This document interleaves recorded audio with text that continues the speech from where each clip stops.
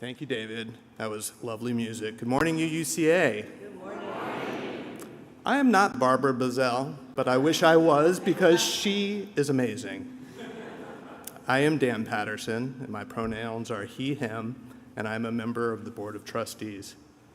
At Unitarian Universalist Church of Arlington, we are a congregation of people of all backgrounds, races, genders, sexual orientations, and disabilities and abilities, both seen and unseen. Whether this is your regular Sunday destination or if you're joining us for the first time, whether you're here in person or participating online via the live stream, welcome and thank you for being here this morning.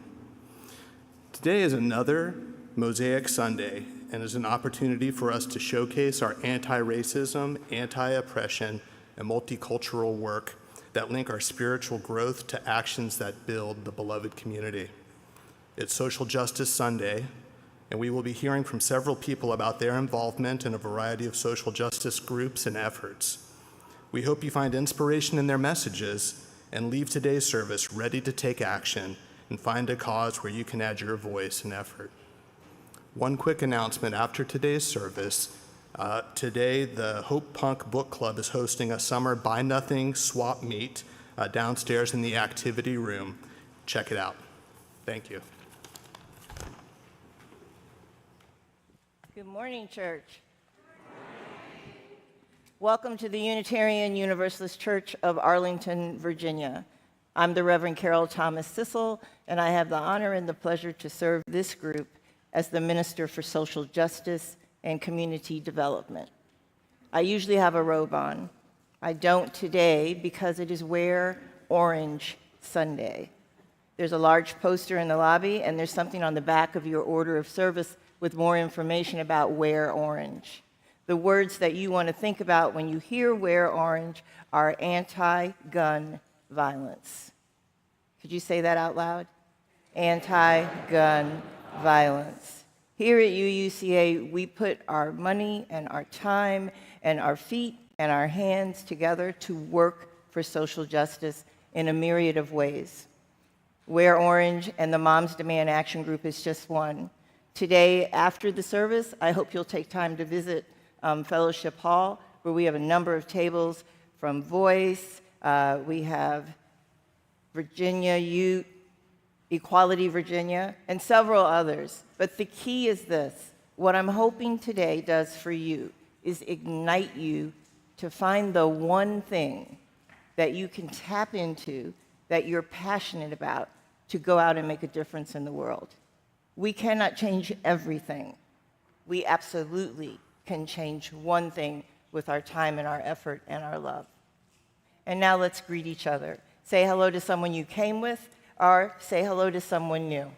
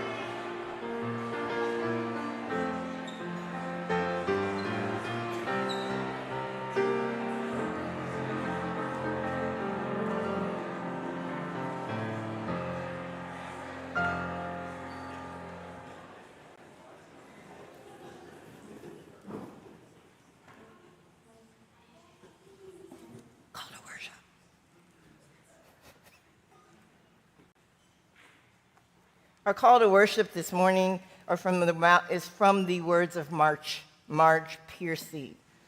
This is called To Be of Use. I first became aware of this piece of poetry when I was in seminary in 2013. I've heard it many, many times since then. Most recently, I heard a member of our board use this as the introductory reading at their board meeting. To be of use is about putting yourself to use in the world. The people I love the best jump into the work head first, without dallying in the shallows, and swim off with sure strokes almost out of sight. They seem to become natives of that element, the black sleek heads of seals bouncing like half-submerged balls. I love the people who harness themselves, an ox to a heavy cart, who pull like water buffalo with massive patience, who strain in the mud and the muck and the mire to move things forward, who do what has to be done again and again and again. I want to be with people who submerge in the task, who go into the fields to harvest, who work row after row and bring the bags in. They are not parlor generals or field deserters, but they move together. They move in a common rhythm when the food must come in, or the fire must be put out, or the children put to bed. The work of the world is common as mud. Botched, it smears the hands, crumbles to dust. But the thing worth doing well has a shape that satisfies, clean and evident. Greek amphoras for wine or oil, Hopi vases held corn. They're in museums now.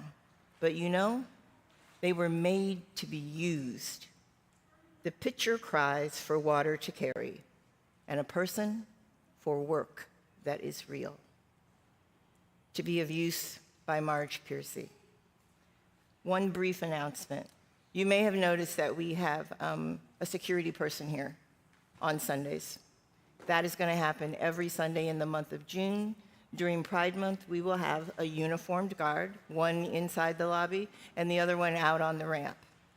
We've had instances in the past where our flags were damaged and where people destroyed part of our property on the campus. We have not had a single incident since Pride Month kicked off this year. I am not saying it's because of the security, but I am saying we think it's important as things change in the world, particularly this month, to make sure that things stay on an even keel and that everyone is well taken care of. Unfortunately, their name is Homeland Security. So that's what's on their clothing. They are not the Homeland Security, but they are helping us keep our home secure on Sundays in the month of June.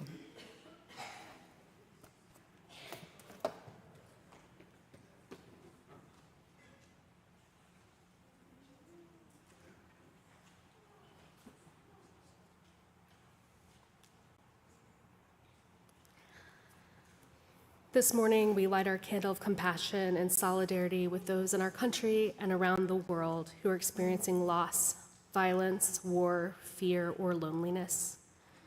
We send our thoughts across the globe to those who are experiencing instability, uncertainty, or armed conflict.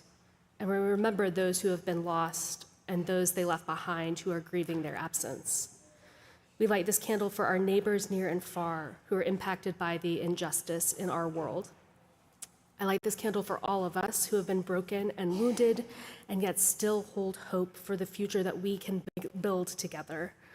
May we hold those who are suffering in our hearts as we work to create a more just and equitable future. I invite you all now to join me in lighting our chalice. The words are printed in your order of service.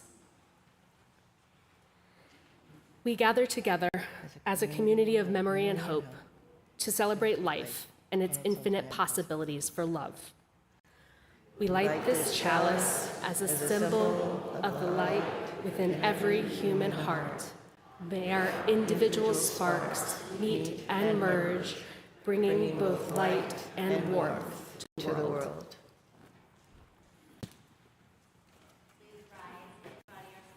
Join us in singing hymn from your teal hymnal, number 1021, Lean on Me.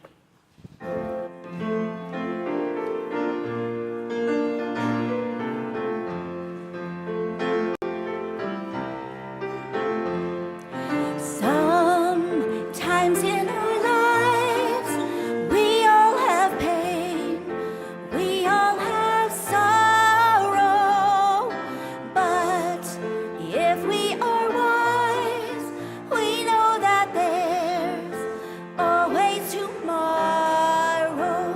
Lean on me when you're not strong. I'll be your friend. I'll help you carry on, for it won't be long till I'm gonna need somebody to lean on. Please swallow your pride if I have things you need to borrow. Come right up the road, those of your needs that you won't let show. Lean on me when you're not strong. I'll be your friend. I'll help you carry on, for it won't be long till I'm gonna need somebody to lean on. If there is a load you have to bear that you can't carry, I'm right up the road. I'll share your load if you just call me. On me when you're not strong. I'll be your friend. I'll help you carry on, for it won't be long till I'm gonna need somebody to lean on. Just call on me, brother, when you need a hand. We all need somebody to lean on. I just might have a problem that you'd understand. We all need somebody to lean on. Lean on me when you're not strong, and I'll be your friend. I'll help you carry on, for it won't be long till I'm gonna need somebody to lean on.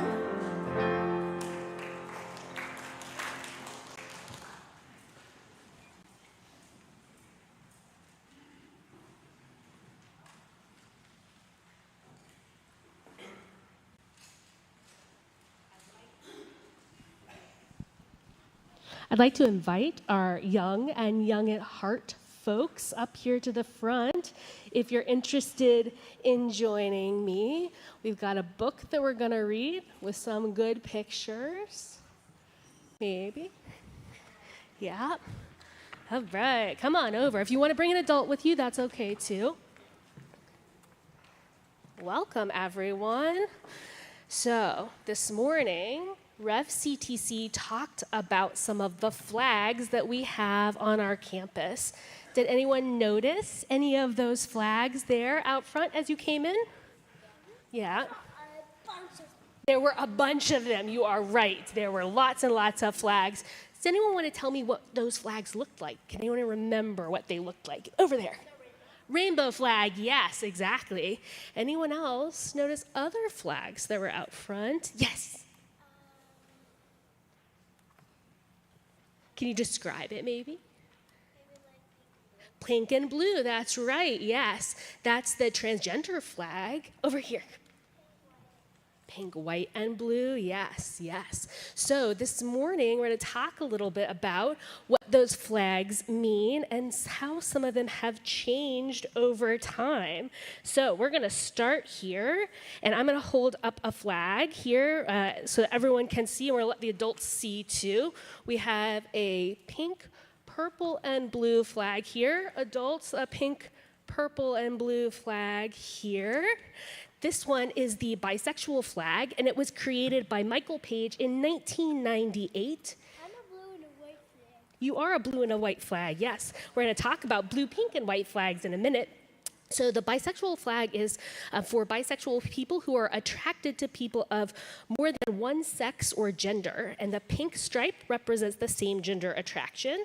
The purple stripe in the middle represents attraction to two or more genders. And the blue stripe represents attraction to a different gender. So this is one of the pride flags that you might see this month and the rest of the year. We also have this flag. It's a yellow flag with a purple circle in the middle. Adults in the audience and joining us live, yellow with purple circle in the middle. So this is the intersex pride flag, and it was created by Morgan Carpenter in 2013.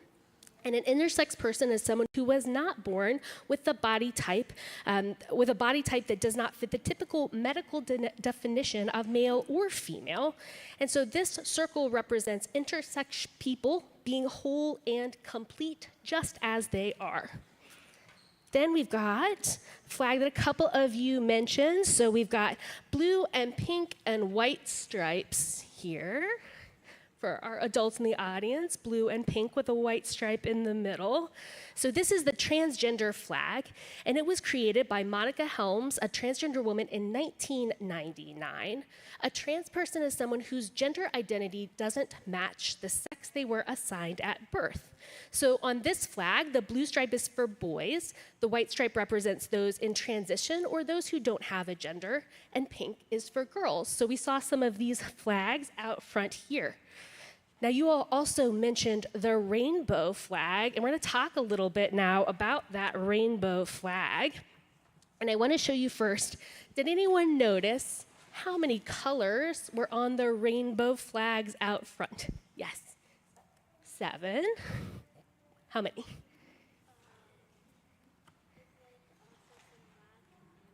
You're right. There was some black and pink on some of those flags, too. How many colors do you think you saw? 8. So we're going to start with 8 colors. So what I have here is, this is the Gilbert Baker Pride flag. So this one, we'll see, has a lot of different colors on it, adults in the audience here. So this is the original flag, and the original Pride flag had 8 different colors on it. And those different colors all mean a particular thing. Pink was for sex, red for life, orange for healing, yellow for sun, green for nature, turquoise for magic, blue for serenity, and violet for spirit. So there were 8 colors on the original flag, but now we have a flag that has 6 colors on it.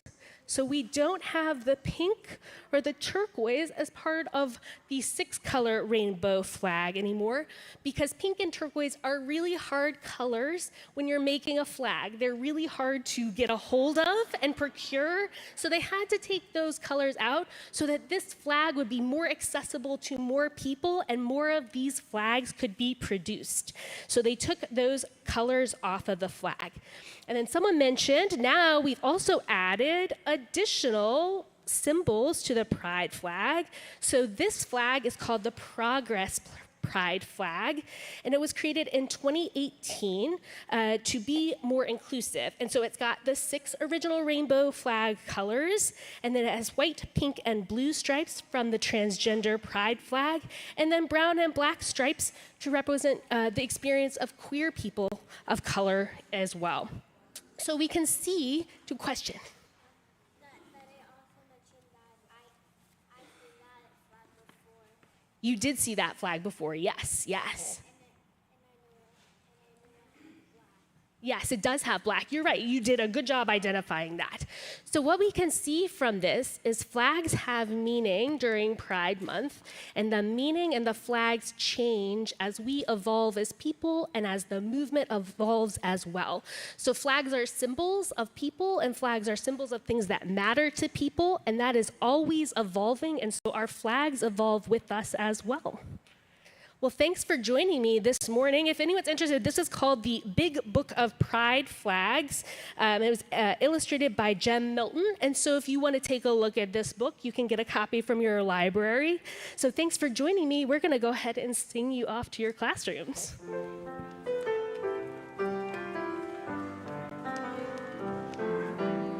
Peace to you on your way. May you grow in love each day, meeting new friends and opening your mind to the wonders of the world you will find. To the wonders of the world you will find.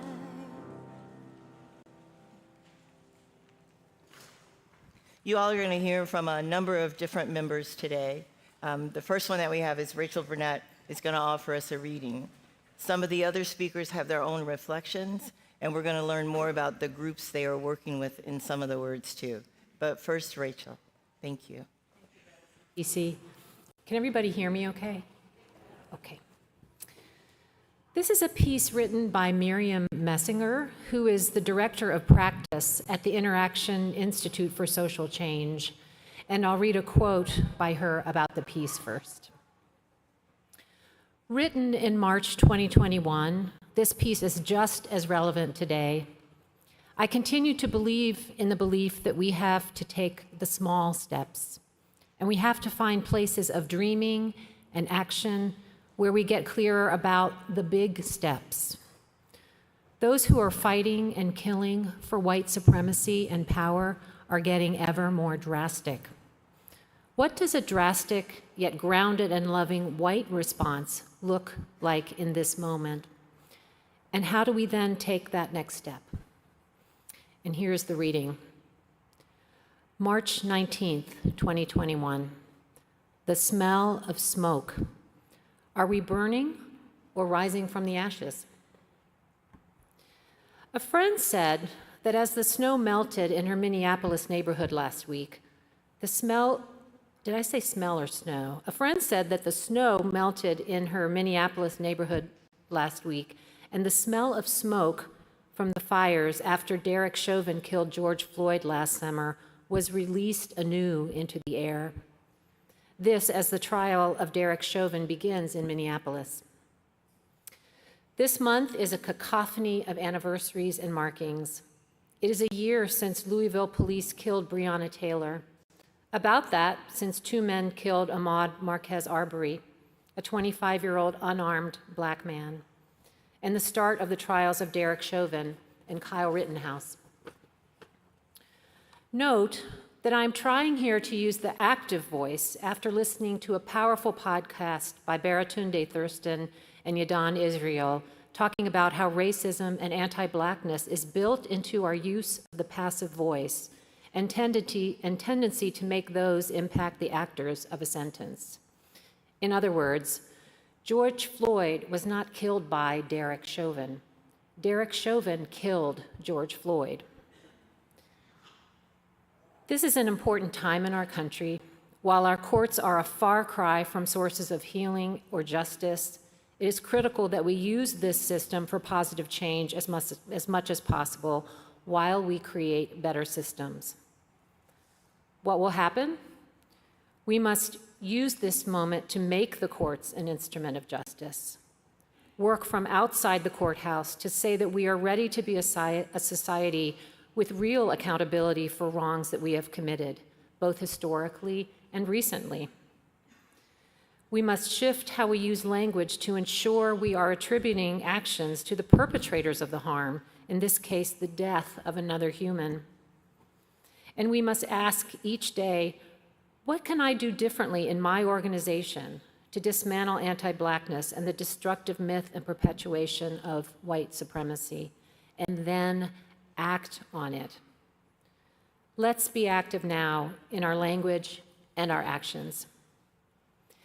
In our organization and many others, people are tired and grieving.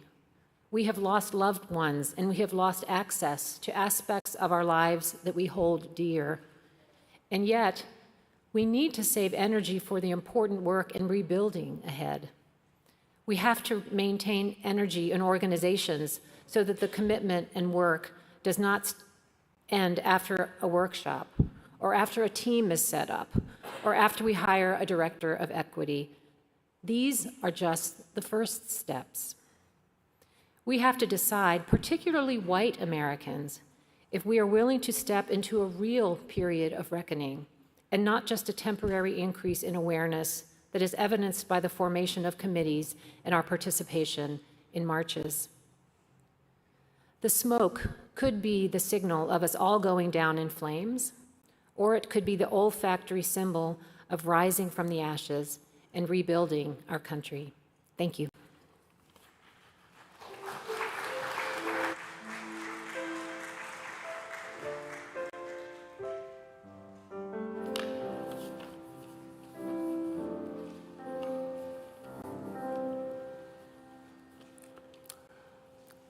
So I'm Barry Finkelstein. You may know me as the accordion player in the UUCA band. And I'm also a social justice junkie.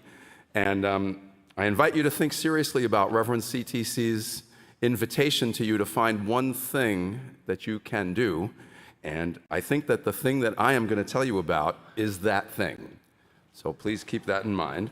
And these words are a collaborative reflection from four of us who participate in the Solidarity Singers: Jill Martin, Leanna McInerney, my wife Roberta Finkelstein, and myself. And so here goes. So we have been joining the Solidarity Singers, organized by All Souls UU Church in DC. We gather early most Monday mornings, which is a big challenge for me, at different locations, and we sing to honor federal workers as they head to work. We sing songs of hope, justice, freedom, and love, and we hold signs to show our support. There have been around 30 of us each week that I've attended, but wouldn't it be great if all of you were there starting tomorrow? So Jill, a member of the UUCA choir, she's been several times, and she told me that what she loves the most about this is to see people's reactions. She says at metro stops, we're often outside the metro exit, and people coming up the escalators can hear us long before they see us. And by the time they get to the top, we see them laying their hands on their hearts, and many of them wave and smile and say thanks. Some take videos, and some emerge crying. And Jill says that makes her cry, and she can't sing. But it's an emotional experience nonetheless. Leanna seconded Jill's message, noting that she's been going every week since March, except when she's away. And she offered these words, which were posted on Reddit by a federal worker. Here goes. To the group singing and holding signs in support of federal workers outside Union Station this morning, thank you. It's been a long 4 months. Thank you for making my morning, my week, my month. Thank you for providing a tiny bit of light in this incredibly dark and exhausting time. I didn't realize how much I needed an excuse to smile this morning, and I know I'm not the only one.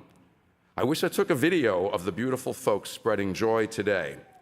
For the first time in a long time, I feel proud to live in DC and proud to be a federal worker. In these most challenging times, these are now my words, when federal workers are demonized and viewed as disposable, the Solidarity Singers bring a strong dose of positive energy and hope for a better future. Of all the things that I've been doing since Inauguration Day, and in fact of all the many things I've done for social justice over the years, this might be the most powerful and uplifting. As my wife Roberta said in her sermon back in March, music should always be part of the resistance. So come sing with us. It doesn't matter how well you sing. The important thing is to show up. You're all welcome. The songs are simple. We have lyric sheets, and you'll catch the tunes right quick. Just ask me after the service, or find Roberta, or Leanna, are you here somewhere? Leanna's over here, or David, and we can put you in touch with Keith from All Souls, and you'll be able to get set up and figure out how to join us. So please do so. You'll be glad you did.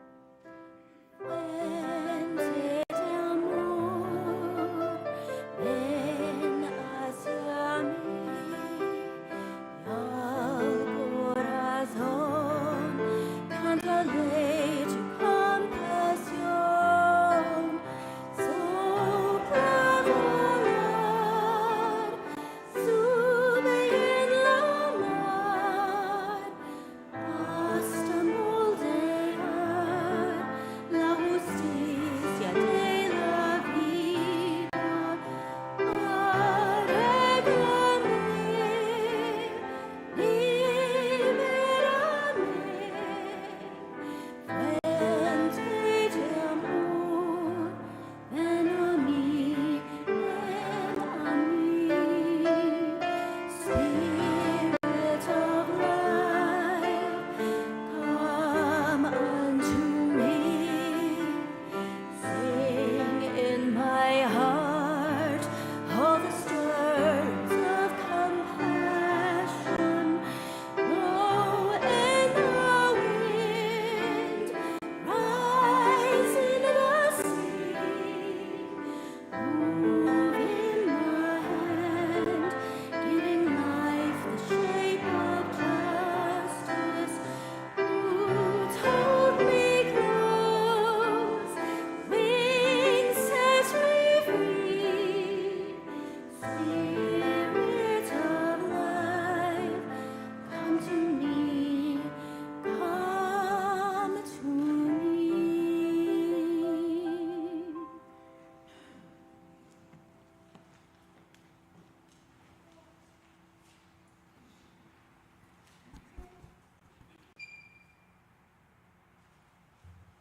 Ijeoma Oluo is an award-winning writer, speaker, and internet yeller. She is author of the #1 New York Times bestseller, So You Want to Talk About Race, published in 2018, and more recently, Be a Revolution, How Everyday People Are Fighting Oppression and Changing the World, and How You Can Too. What I'm going to read is an excerpt from her book, So You Want to Talk About Race. When people say that they don't like my tone, or when they say they can't support the militancy of Black Lives Matter, or when they say it would be easier if we just didn't talk about race all the time, I ask one question. Do you believe in justice and equality? Because if you believe in justice and equality, you believe in it all of the time, for all people. When people of color speak out about systemic racism, they are opening up all of that pain and fear and anger to you. They are not doing this because they enjoy it. It is an incredibly painful and vulnerable experience. We do this, she says, because we have to, because systemic racism is killing us. And yes, that pain and fear and anger will sometimes show in our words and our actions. But to see all of that pain and how we fight still after entire lifetimes of struggle, and then to tell us to be more polite, is just plain cruel. To refuse to listen to someone's cries for justice and equality until the request comes in a language you feel comfortable with is a way of asserting your dominance over them in the situation. The oppressed person reaching out to you is already disadvantaged by the oppression they are trying to address.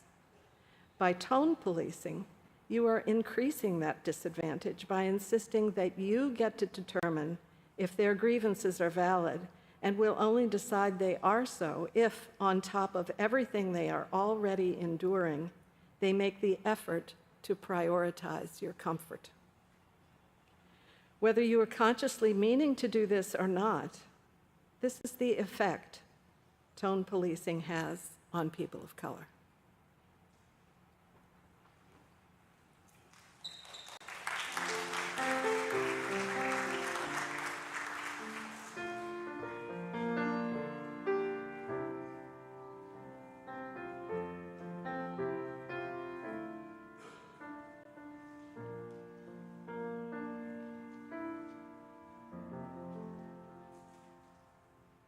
Good morning. My name is Bill Fogarty, and it's hard to find orange in one's wardrobe, so I'm kind of cheating today.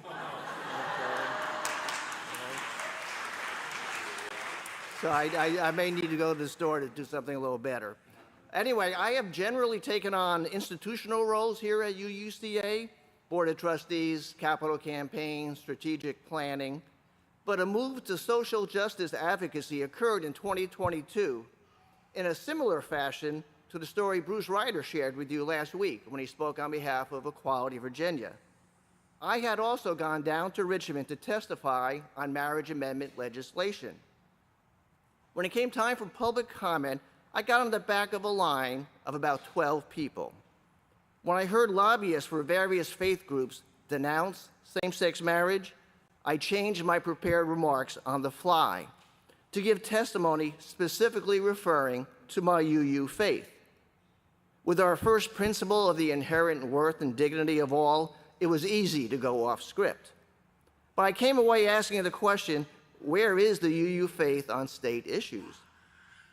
Through some good fortune, I found a few statewide UUs with the same concern, and we launched yet another acronym into the world. We love acronyms, don't we? UUA, UUCA, UUSJ. There are state action groups or UUs in several states doing social justice networking. Our 24 congregations in Virginia did not have a network. So working with others, we started ViewSTAN, Virginia UU State Action Network. Now, a network takes time to make the necessary connections. Connections are growing. We've received a small UUA matching grant that allows us to plan some programs. Last month, we had a social justice school in Fairfax with 60 people and 8 UU congregations represented. I am finding that people are especially ready to get organized now. As an accelerator, all eyes are on Virginia this year, which leads to the question, what can we do as individuals and as a faith community? I've been asked to provide 2 suggestions of doing something, so let me be concise, but in a general way. 5 words. Join a group, be loud. Join a group that aligns with your values, which will enable you to educate yourself on issues, to give you advocacy skills, to give you action tips. And you can support your group with your treasure. You know, it feels a little bit like we're in the 1950s now. Remember the time of McCarthyism, massive resistance? Who came to the rescue? The lawyers. Yes, this is when the ACLU and the NAACP Legal Defense Fund were vital in protecting democracy. We still need that help in 2025. So join a group, be loud. Be visible, which can take many forms. Letters to the editor, showing up for rallies, giving public comment at the Virginia General Assembly or your local county board, your local school board, and generally trumpeting your values to the larger community. Your community needs to know what you value. And I just was thinking you can join a group and be loud simply by joining the Solidarity Singers, by the way, so I just point that out.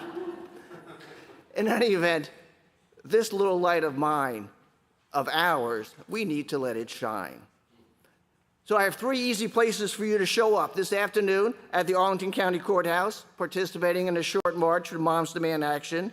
You can show up next Saturday in 2 locations to join a bunch of your fellow congregants to take part in Hands Across America. At Mom's Grocery Store on Langston Boulevard at 4 o'clock, or you can join what I might call the Goodwin House Gang on Jefferson Street at 11 o'clock in the morning. More information can be found at the information table in the Fellowship Hall. And I am reminded of a social justice business card that one of our social justice Hall of Famers, David Peaceful, once shared with me. It said, "Life is not fair. My job is to make it more fair for others." I think that sums up our challenge. How can we make the world more fair, more just, more accepting for others, for everyone, right? It's all hands on deck time, friends. Let's take on the challenge together. Thank you.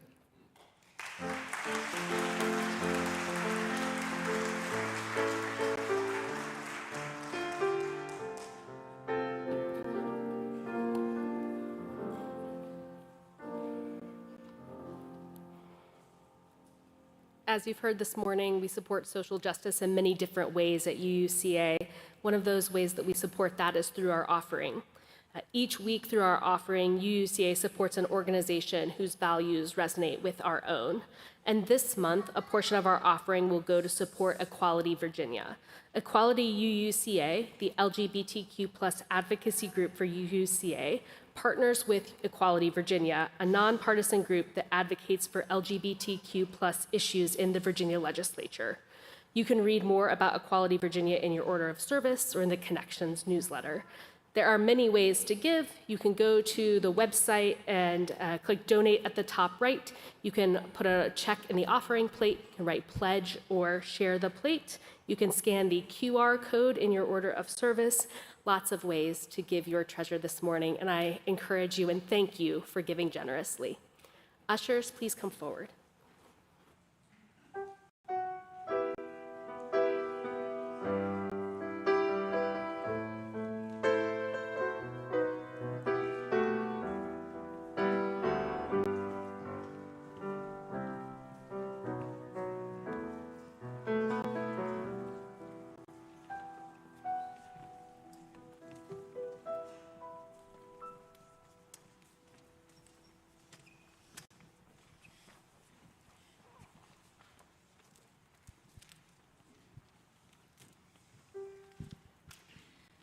We resist, we refuse to let hatred in. We rise up, we won't back down. We're in this till the end. We resist, we refuse to let hatred in. We rise up, we won't back down.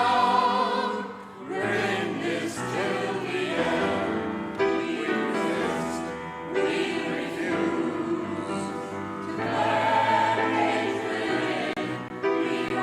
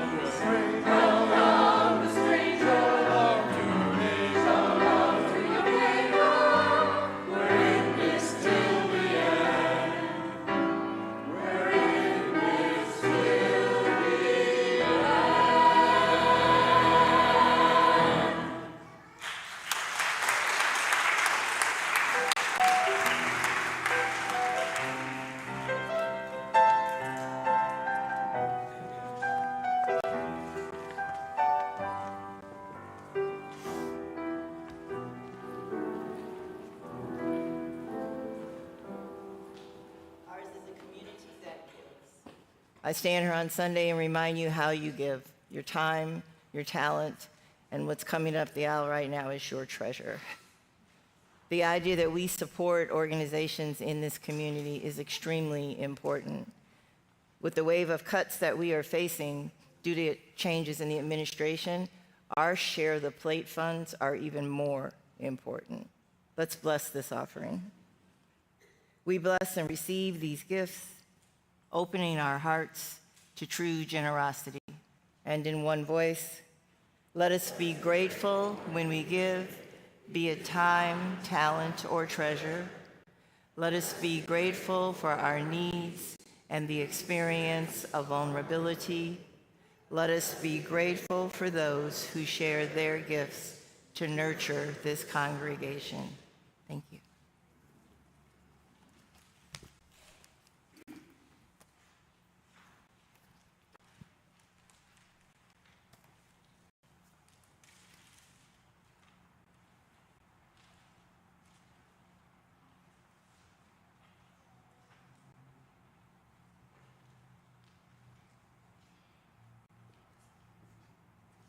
I'm going to offer you the words of Reverend Linda Susan Ulrich. Me and Linda Susan had the pleasure, because we were spirits of the same heart and mind. We were in seminary at the same time in Berkeley, California. Linda Susan was serving a congregation in Connecticut most recently, and now she's doing community ministry. This is called Honk If You Love. The geese flying in formation honk to encourage those up front to keep up their speed. Dr. Robert McNesh from Lessons from Geese. Linda writes, driving along a commercial corridor near my house, I noticed that one of the used car dealerships had changed the message on its sign. Instead of touting a holiday sale or good financing rates, the block letters simply read, honk if you love. I was thoroughly delighted. I remembered how encouraging it felt whenever drivers beeped their support as they passed the demonstration or a protest march that I was part of. It felt like the message addressed those actions' deeper motivation, love for our fellow human beings, which sits at the core of all social justice work. I imagine cars whizzing past this roadside pulpit of sorts, people smiling as they tooted their horn on behalf of humanity. Cue the abrupt record scratch. As I drew closer to the sign, I noticed that under the word love was a small American flag that was previously indistinguishable. Apparently, boisterous love, honk, honk, honk, was reserved only for the United States. Suddenly, the acknowledgement of our wide and profound connectedness had been reduced inside me to affection for possibly one narrow sliver of the human population. I felt diminished. I'm better off taking my cue from Canadian geese than used car dealers. Geese fly much farther as a group than they could ever fly alone. When a goose has been injured, 2 or 3 others stay with it on the ground until it recuperates, and then they rejoin the flock. As they migrate, they honk to remind their fellow birds that they are nearby, that they are ready to help, and they are encouraging each other through the long, long hours of their migration flight. If we have as much sense as geese, Dr. Robert McNish wrote, then our hearts must be moved by more than a parochial sense of interest. If we hope to foster a more compassionate world, we must practice caring for one another with joy and over long distances, like geese. If justice is to be realized, then our voices must speak loudly, even boisterously, of love, of justice, of equity. Honk If You Love by Reverend Linda Susan Ulrich.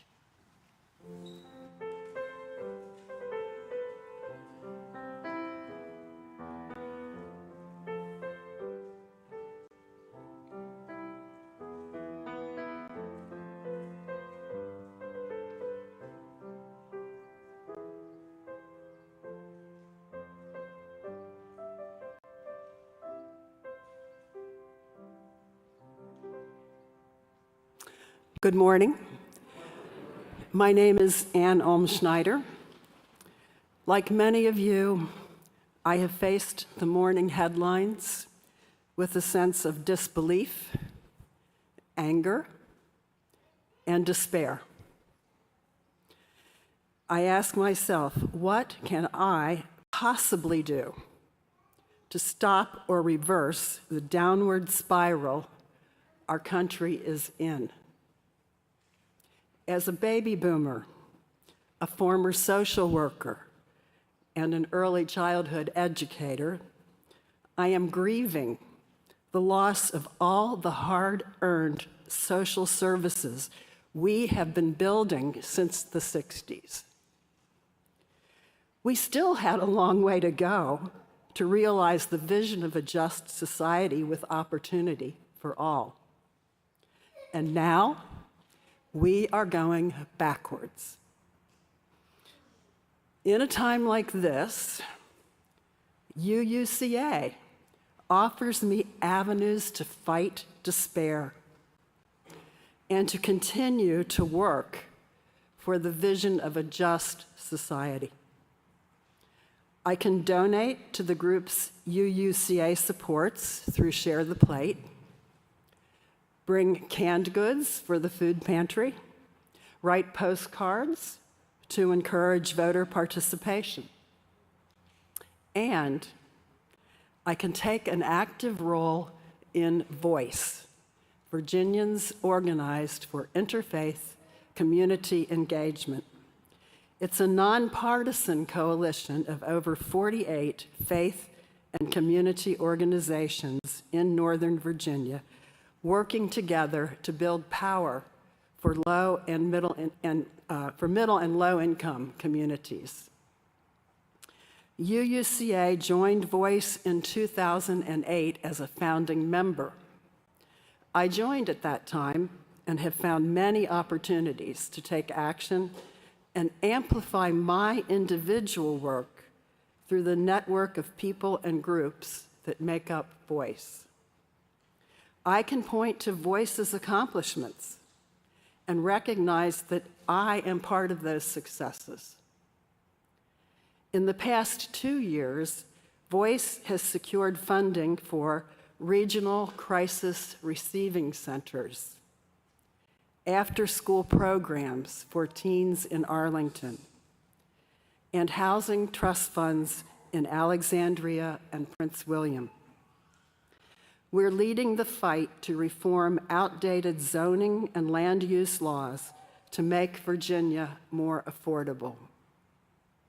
Now, I am involved in Voice's new statewide housing campaign called Homes for All, an ambitious statewide effort to end Virginia's housing shortage and win bold reform that ensures every family has access to a safe, affordable place to call home. Virginia needs another 300,000 affordable apartments. But we're only building around 30,000 homes a year, and 70% of those are single-family homes. This spring, Voice has begun training local leaders to meet with state legislators to identify housing champions who will sponsor legislation to address this housing crisis in the Virginia General Assembly. Bill mentioned that all eyes are on Virginia. This is another opportunity. In addition to meeting with legislators, we will spend the summer talking with people about their housing needs. And on October 19th, Voice will convene an assembly of 500 to listen to people who are affected by housing challenges and to ask invited public officials to support specific actions that will address these challenges. You can be part of this campaign. Visit the Voice table in Fellowship Hall. Share your own housing story and sign up to be informed about the next steps in the Homes for All campaign. And put October 19th on your calendar and commit to showing up for the Housing Assembly. Thank you.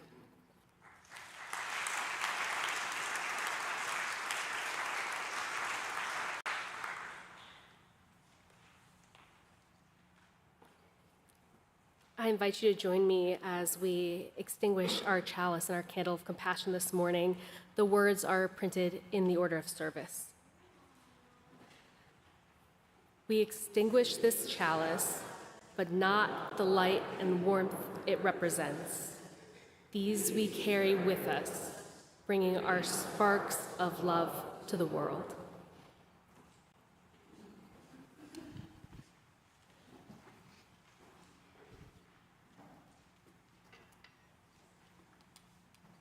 It has been a rough start to the year, through the spring and into summer. We have work to do.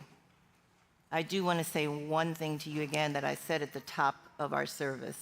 You have to find the thing that you feel passionate about and then go out and make a difference in the world.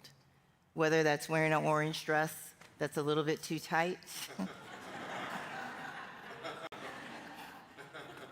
whether it's volunteering for Little Friends for Peace, who has a table in Fellowship Hall and they need people to help with their camp this summer, whether, as Ann said, it's going by the voice table and finding out about housing issues.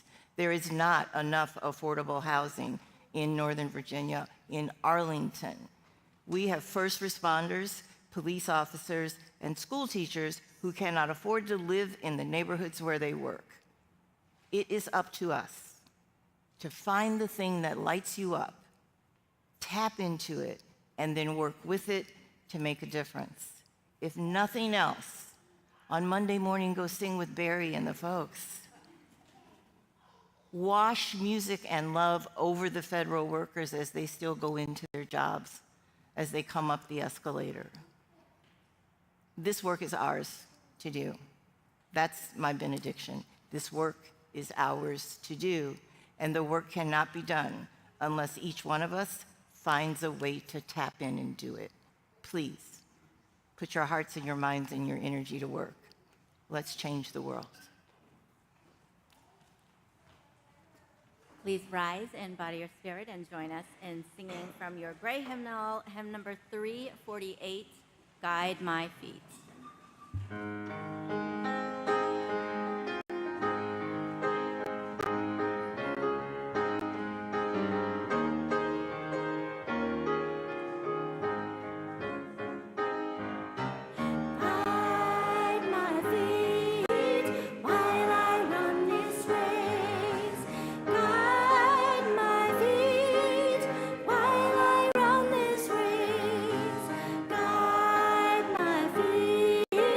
While I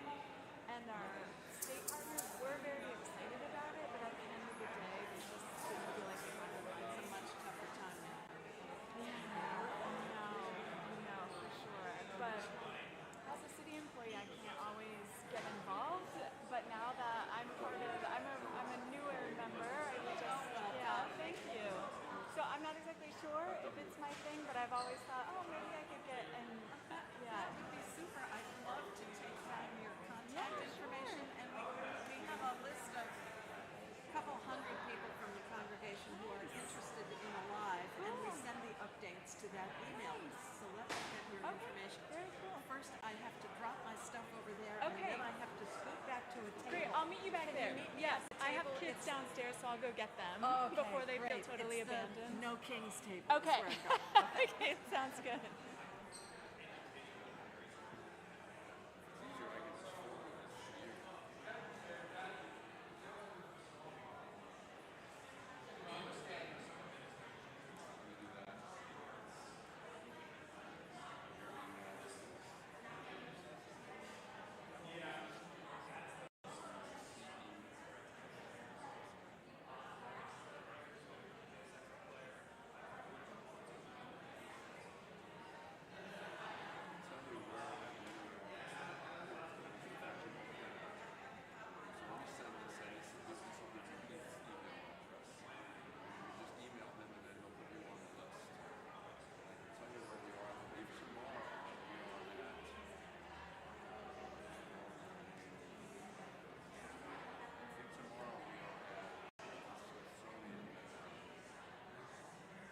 I did. I didn't mail you the tomorrow.